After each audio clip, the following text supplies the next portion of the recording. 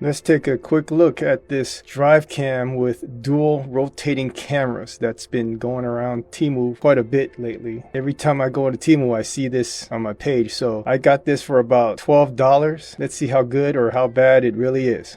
Here's the unit itself. It feels really lightweight. Here's a close-up shot at the interior camera. You can rotate it up and down and also rotate the camera horizontally, although it cannot rotate all the way to have it become a front view camera. Here's a look at the main front camera, and again you can rotate this vertically and horizontally. Let's take off the lens protector before I forget. Here's a look at the main operating screen. You have 5 buttons here. Looks like it's a menu, an up, an OK, down, and another function. We'll see from the manual and check it out later. Here's a look at the back and the mounting holes. The top has the mini USB that's quite outdated power port, and this jack is for a third camera, but this version of the camera I bought did not come with another camera to attach. It's supposed to go to the rear view. This side has the micro SD card slot and a reset pinhole. Let's see what else we get. We have a suction cup mount.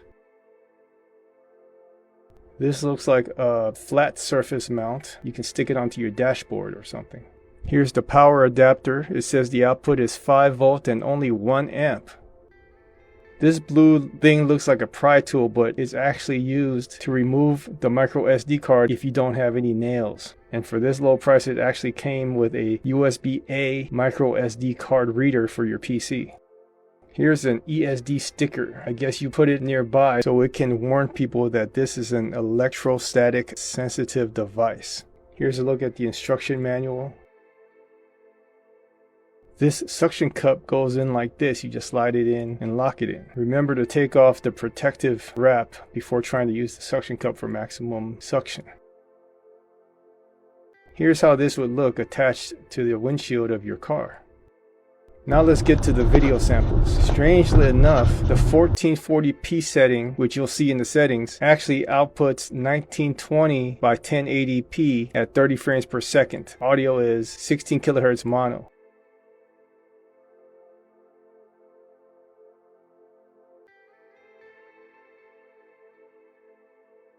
There's a 1080p setting that outputs 1440 by 1080 at 30 frames per second. Same audio, 16 kilohertz mono. Playing back on the computer, the aspect ratio is incorrect. In this one and the previous setting, license plates are visible if it's right in front of you in daylight.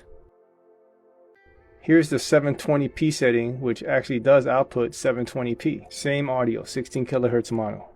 If you notice that the video is a bit jerky, that's how it does come out when you play it back on your computer. I've tried on my phone and on my computer and different players, media player from Windows and also VLC, they've all come out like this.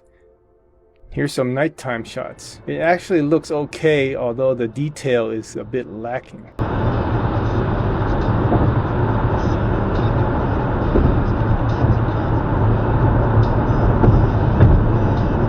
For the side camera that is supposed to be used as an internal camera to check out your cabin, it records at 640 by 480 and 30 frames per second. It's a 4:3 aspect ratio and the quality is actually pretty poor. Here's a daytime shot using the side camera where I turned it to face my passenger window. For the side cam only, there's a night light option that enhances low light levels. Here's it on and my hand is visible and also the top liner of my car. If you actually toggled this off, you wouldn't be able to see anything.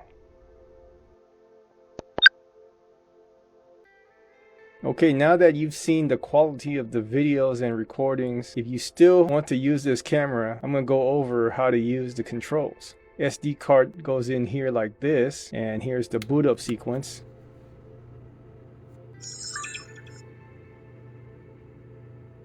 If your SD card is in there properly, it automatically starts recording. As you can see here, the camera icon and the recording timer. That center value is the video recording quality.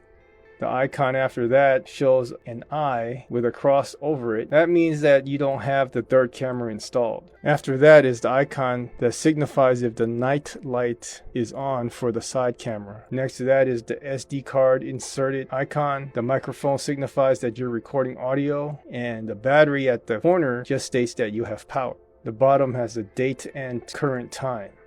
Now let's look at the buttons on the bottom. While the camera is recording, the first button, if you click it, locks the current recording file into memory. It will not overwrite the file that is locked. Obviously, you use this for important moments. The center button is to stop the recording or to restart it. The down button cycles through all the available views. The rightmost button toggles the night light on the side camera. As you can see, it's on now and it's considerably brighter. Here it is toggled off. Keep in mind it has no effect on the front camera. Once you've stopped the recording, the buttons perform different functions. You click the leftmost button to cycle through all the different modes. This is the camera mode where you can use the center button to take a picture. You can hear the shutter sound. Click the leftmost button again, it takes you into the media viewer. Here you can see the picture I just took. Up and down arrows will go through the different files you already have recorded on the SD card. You can play back any video files with the center OK button. Clicking it again brings you back to the regular video view. Now if you hold down that leftmost button, it takes you to the settings. Here you can set up the resolution, which is confusing like I explained at the beginning. Next is your photo resolution in case you happen to want to take a photo. Problem with this camera is that you have to stop the recording and get into the photo mode in order to take a photo.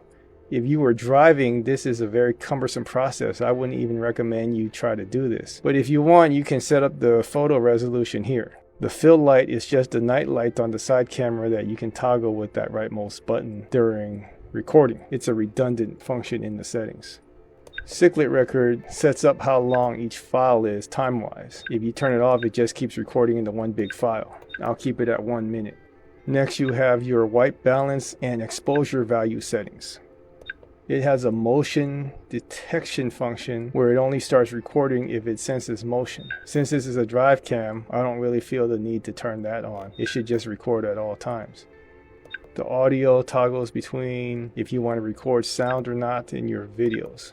Parking wake is a setting for setting up the camera to function while you're parked. This needs special cables to connect, so I won't be testing that out. The G sensor sets up how sensitive it is for any kind of shock to activate the camera. Here the BEP sound is beep sound misspelled, typical of products from Temu or AliExpress. Time setting lets you set up the time and date.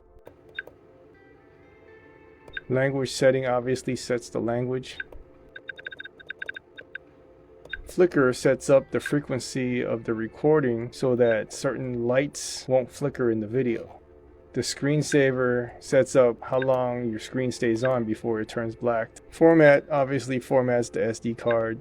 Reset system does the hard reset. And the version number shows you the firmware version. That's it for the settings. Make sure everything is to your liking and you will probably not have to touch this ever again. You just attach it to your car and it will start recording automatically whenever it gets power. As a bonus, if you hook this up to your desktop, it can double as a webcam, or you can just simply access the SD card through here.